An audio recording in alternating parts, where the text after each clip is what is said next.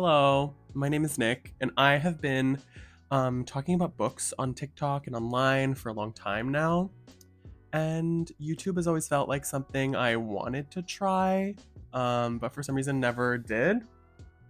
So this is me trying. My plan is to talk about books on here, but also talk about all sorts of other stuff that I'm interested in, but primarily books. And I am also a writer, so I may be talking about my writing journey as well, if that's interesting to anyone. Because I feel like not enough people talk about it. It's such a mess, and I would love to share that mess. I figured I would start with something that I know how to do, which is talk about the books that I read last month. I read 8 books in September, and they are all over the place. There's a thriller, there's a classic from the 70s, there's a bunch of literary fiction. Some of them I really loved, and then some of them I did not like that much. So let's kick off the list. Can you tell I have a cold? Like, can you hear it?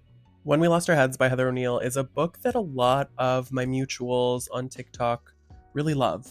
And a lot of people have great things to say. Heather O'Neill is like a Montreal icon. I am born, raised, still live in Montreal. So this is kind of one of those books that I see everywhere and that everyone talks about all the time. It's set in the 1800s in Montreal, and it follows like a bunch of different young women.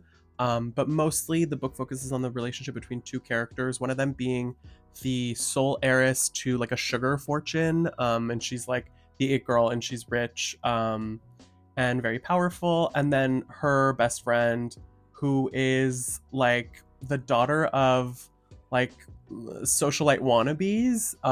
Very interesting.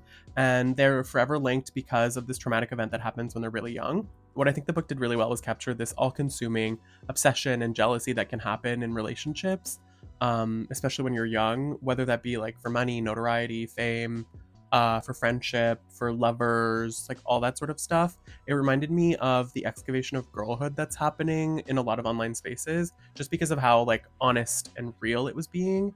So yeah, I really liked that part of it, but I think the book was long.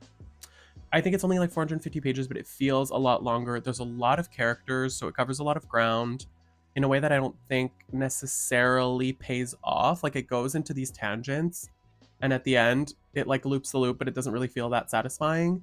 Overall, I did like it, but I don't know if I loved it. Hombrecito by Santiago Jose Sanchez is this really hazy, dreamlike recollection of a life. It's like all of these little threads of these moments that when you put them all together feel like a complete story, which to me is really reminiscent of the way like you and I would remember our lives. This is a coming of age of a boy who immigrates to the US from Colombia with his brother and his mother, and they leave behind an estranged father. It was very interesting to see this family dynamic devolve over time. He has like a fraught relationship with his mother specifically, as he starts to explore his queerness and like go into adulthood.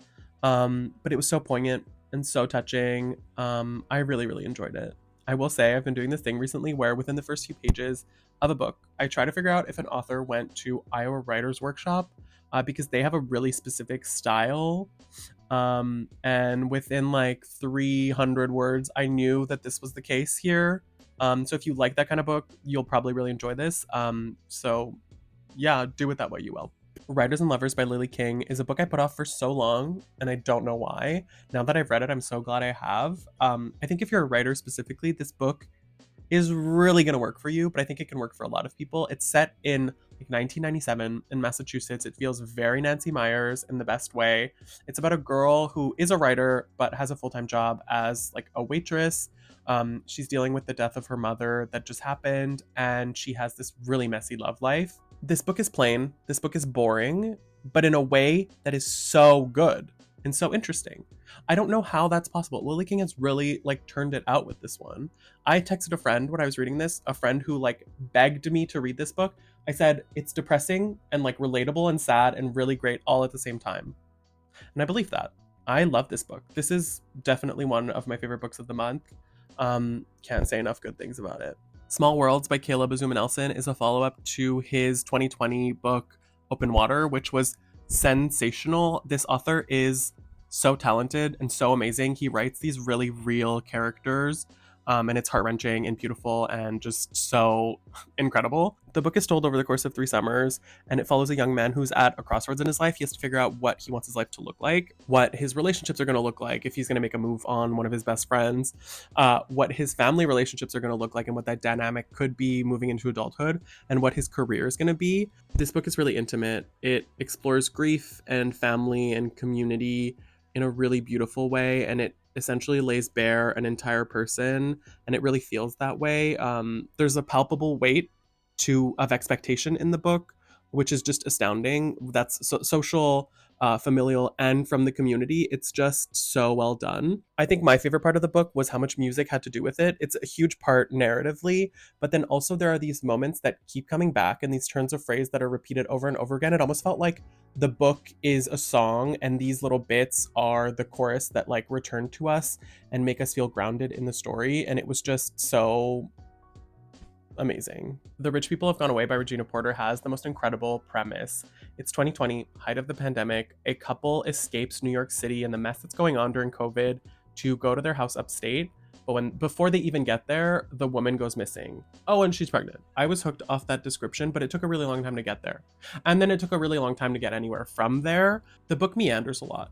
It digs so deeply into these side characters that don't have anything to do with the main plot, which like I kept finding myself getting off track and then coming back and then on and off again. It was just very confusing.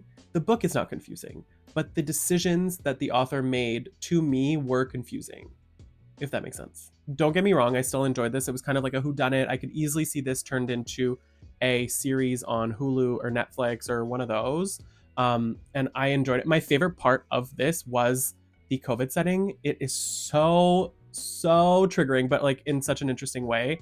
And now we're so removed from that experience that it feels like something I can enjoy reading, like cleaning your groceries, social distancing, and the fear is just so well done in this book. Shred Sisters by Betsy Lerner came out on October 1st, and it's a book I've been anticipating for a very long time, and I am so glad to say that it did not disappoint at all. This was sensational. The book is a coming of age that mostly follows Amy, who's like a straight A student, quiet, easy, demure, like just that kind of girl, and mostly in comparison to her sister Olivia, who is an absolute mess, super rambunctious, and gets into a lot of trouble. And it's Amy figuring out how to shape herself while this piece of her is missing, which I've never seen done before in this specific way, and it was just so good. I think the writing is wonderful in this. There's so much specificity in what Amy's experiences are and what she goes through and how they're told.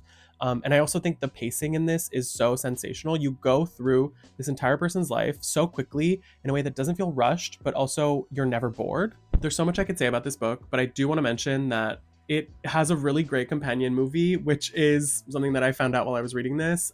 In Her Shoes, 2005, Toni Collette, Cameron Diaz, just an amazing movie. I'm not saying they're similar, they have similar themes, but I just think it was fun to watch that while I was reading this. Rubyfruit Jungle by Rita Mae Brown is a cult classic from the 70s about growing up as a lesbian in the South in America. It's a coming of age of a girl who was adopted and is poor, living in the South, and discovers her queerness and sort of comes up against all of these social norms and pressures that are put on women, and wants to live by her own rules. We follow her through college and in adulthood, and as she tries to pursue her passions in her career. I think it's important to note that this is autofiction, and it really reads like autofiction. Unlike Hombrecito, this feels like an autobiography almost. It feels like there was a checklist of things that this author wanted us to know, and the experiences and what was learned from those experiences, in a way that really made it feel like an autobiography. That's not bad, but it is something to note. I also think it's important to note that this was published in the 70s and feels that way.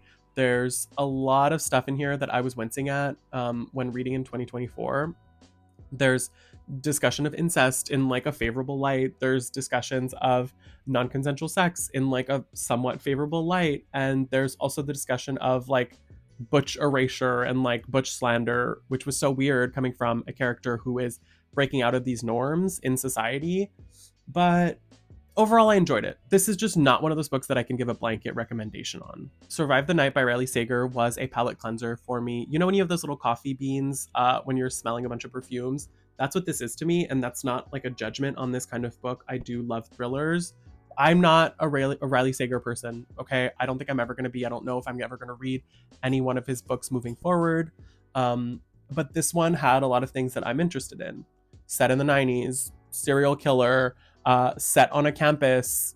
Those are things I love. It's essentially about a girl whose roommate and best friend gets murdered by a serial killer, a local serial killer. And she's like, you know what? I need to get out of this town. I am done with it. I can't be here anymore. And she hitches a ride with a stranger to go back home. And then it's like, who is the stranger? Is he the killer? Is he not the killer? And then like hijinks ensue. Where this book lost me is that it relies so heavily on you believing that this narrator is so confused about her daydreams that she believes they're reality, which is like fair once, fair twice, but the entire book hinges on that. And it's like every step of the way, she's like, was that a dream or was that real? And I think it was just too heavy handed and it was just too much of it. I love an unreliable narrator, but when it gets to that point, it's just not that interesting. That's it. Those are the books that I read in September. If you've made it this far, thank you so much for watching. I'm excited to talk more about books and things that I'm interested in. If there's anything you want to see from me, please let me know in the comments and let me know what you read in September. I think fall reading is absolutely top tier. So let me know what you're reading this fall. And as always, thanks for watching.